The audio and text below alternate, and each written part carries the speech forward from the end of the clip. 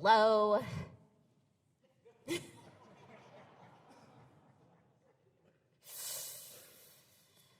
Well, I have a story this morning about Aunt Sally and little Susie who asked the best questions.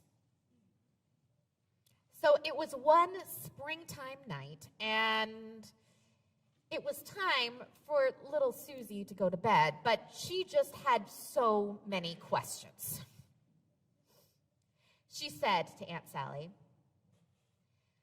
"What do you think that God was doing before God created the world?" And Aunt Sally said, "That's a good question."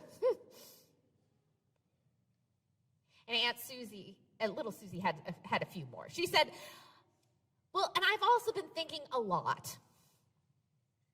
And I've been trying to understand how it is that God can know what everyone is doing on the entire earth, because there's like a lot of people." Exactly, Murphy, a zillion people.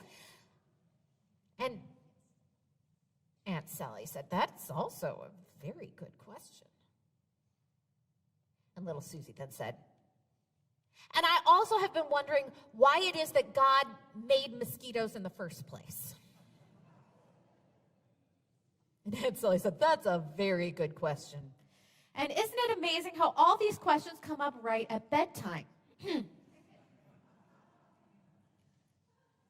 And she said, "Do you know what? All of these wonderings, every one of your questions that comes right from your heart is a good question and helps us to wonder about God.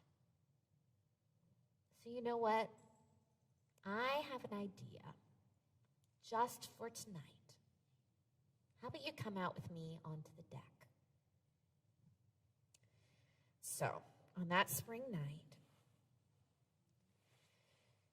Aunt Sally got a blanket, and she sat there with little Susie. And they sat there and they looked up at the sky and the stars. And the whole sky was filled with them, farther than they could see.